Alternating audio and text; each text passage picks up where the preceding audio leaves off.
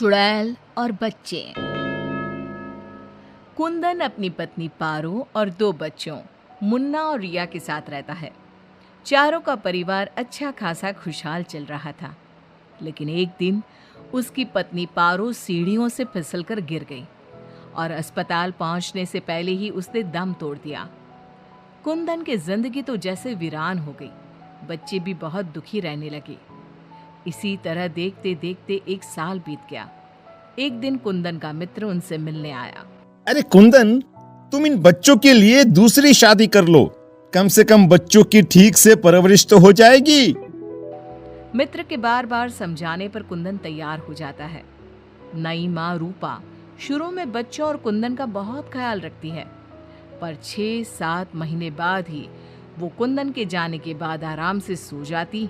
और जब मुन्ना और रिया स्कूल से आते तो, ए रिया, जल्दी से पूरे घर की सफाई कर और बर्तन धो दे, तभी खाना मिलेगा। और मुन्ना, जाकर छत की धुलाई कर। वो बच्चों से ही घर का सारा काम करवाती है। उन्हें खाना भी ठीक से नहीं देती। खुद के लिए और कुंदन के लिए वो बढ़िया बढ़िया पकवान बनाती। जब रात को कुंदन काम से वापस आता तो, अरे, बच्चों ने खाना खा लिया? उनको तो मैंने कब का खिला पिलाकर सोने भेज दिया है। कितना ख्याल रखती है ये बच्चों का।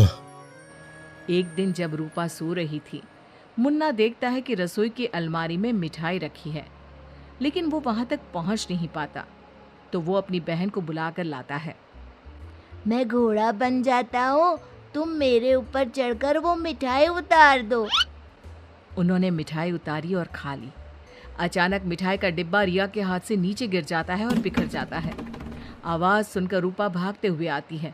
उसने आओ देखा न ताव और दोनों की खूब पिटाई कर दी। जब देखो तब भूखे ही रहते हैं ये बच्चे, न जाने इनका पेट है कि कुआं। बच्चे खूब देर तक रोते रहते हैं, लेकिन फिर आपस में ही बातें और मजाक करके एक दूसरे का मन बहलाने लगते हैं। रिया, जब मैं बड़ा हो जाऊंगा ना तो एक मिठाई की दुकान खोल लूंगा। पहले हम लोग खूब सारी मिठाइयाँ खाएंगे और फिर बेचेंगे। मुन्ना, मेरी तो शादी हो जाएगी, तुम अकेले ही सारी मिठाइयाँ खाओगे ना? अरे हाँ रे, तब तक तो मेरी भी शादी हो जाएगी।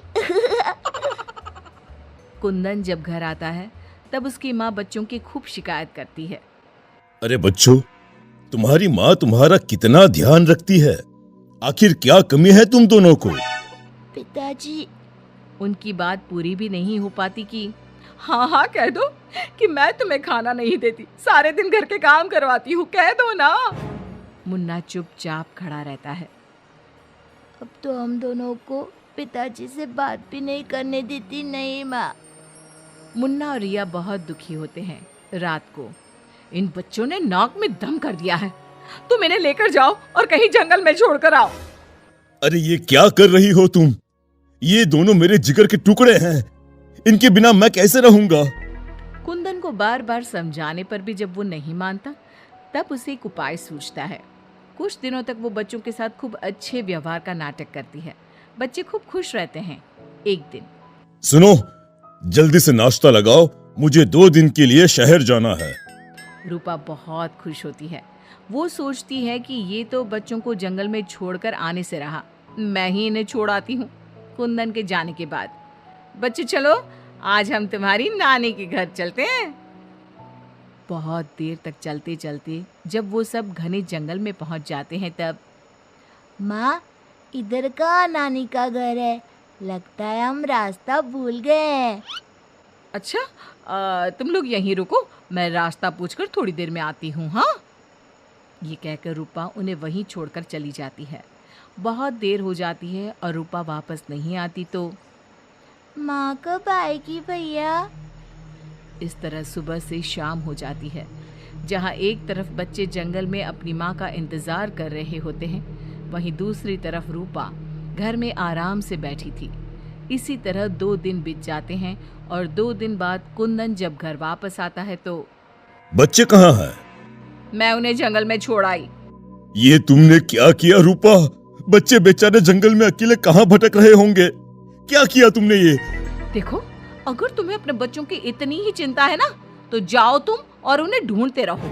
कुंदन बच्चों को ढूंढने की बहुत कोशिश करता है, पर बच्चों का कुछ भी पता नहीं चलता। कुंदन बहुत दुखी होता है। अब वो हर रोज काम पर जाने के बहाने जंगल में बच्चों को ढूंढता हुआ भटकता रहता है। रूपा के जाने के बाद बच्चे रोते रोते आगे बढ़ने लगते हैं। माँ बड़ी चालाकी से हमें जंगल में छोड़कर चली गई। अब हमें रहने के लिए कोई ठिकाना ढूंढना ही होगा। अब तो अंधेरा भी घिर रहा है। आगे जाते ही उनको एक झोपड़ी दिखती है। बच्चों को थोड़ी आशा बनती है। दोनों भागते भागते वहां पहुंचते हैं और झांक कर अंदर देखते हैं तो एक बुढ़िया चरखे पर सूत काट रही थी। उसके शरीर पर सफेद वस्त्र थे। अंदर का माहौल बड़ा डरावना लगता है, पर बच्चों को तो कोई आसरा चाहिए था। वो दोनों दरवाजा खटखटाने लगते हैं। तभी वो बुढ़िया पीछे मुड़ती है।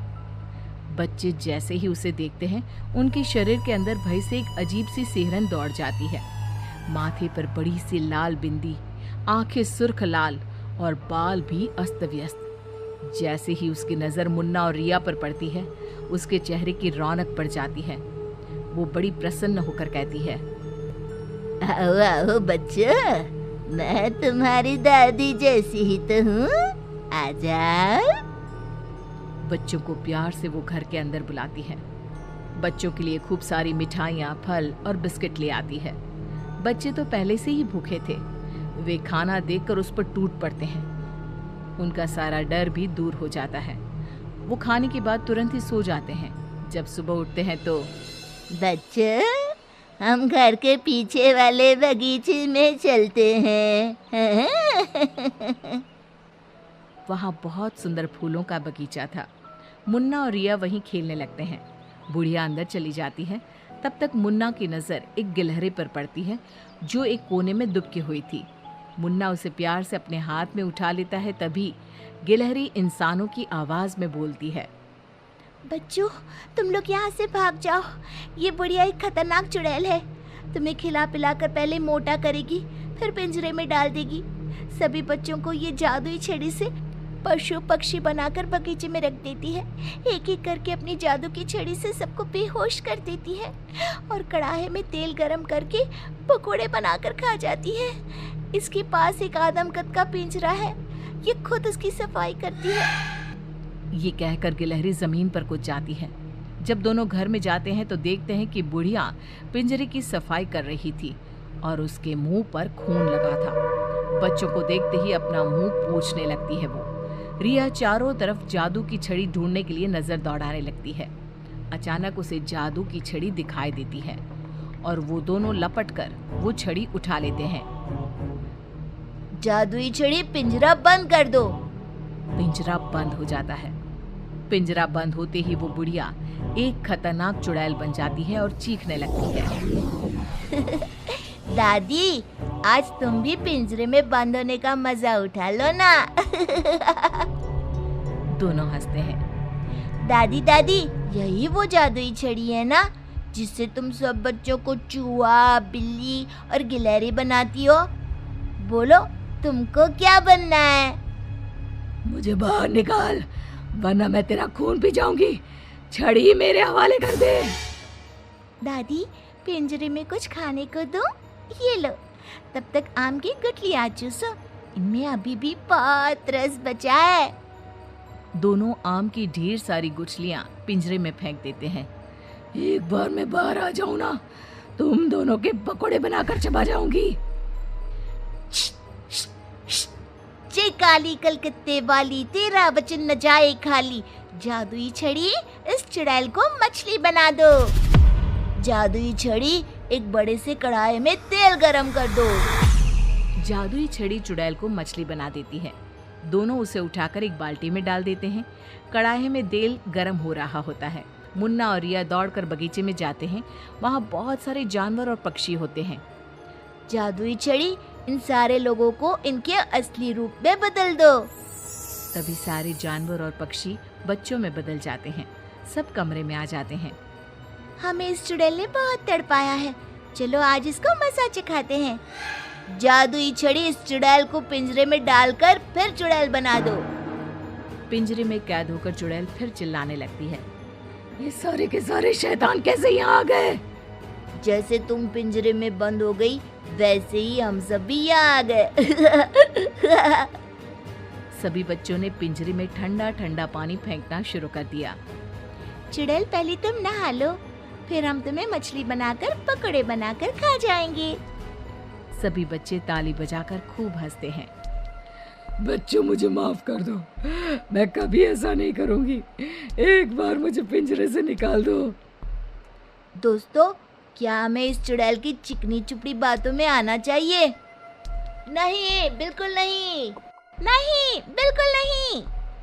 मुन्ना जोर से छड़ी फटकारता है। जादुई छड़ी, इस चुड़ैल को मछली बनाकर कढ़ाई में डाल दो। मछली की कढ़ाई में गिरते ही बहुत तेज आवाज होती है, जैसे कहीं बिजली चमकी हो। सभी बच्चे डरकर एक दूसरे से चिपक जाते हैं। मछली का आकार बहुत बड़ी सी चुड़ैल का हो जाता है। वो बार बार कढ़ाई से निकलने की कोशिश करती है। सभी बच्चे मिलकर उसे फिर कढ़ाई में ढकेल देते हैं। अंत में वो गर्म तेल में जलकर मर जाती है। सब बच्चे खुश होकर तालियां बजाने लगते हैं। मुन्ना जादू की छड़ी की सहायता से सभी बच्चों के साथ शहर आ जाता है। जब वे अपने घर पहुंचते हैं तब पिताजी, हम आ गए। कुंदन उनकी आवाज सुनते ही भागता हुआ आता है। बच्चों को देखकर उसकी आंखों से झरझर आंसू गिरने लगते हैं। पिताजी, आप रोइए मत, अब हमारे दुख के दिन खत्म हो गए हैं। मुन्ना कुंदन को सारी बात बताता है। जादुई छड़ी पाकर उनके सारे कष्ट खत्म हो जाते हैं। अब तो नई माँ भी उनको प्यार करने लगती है।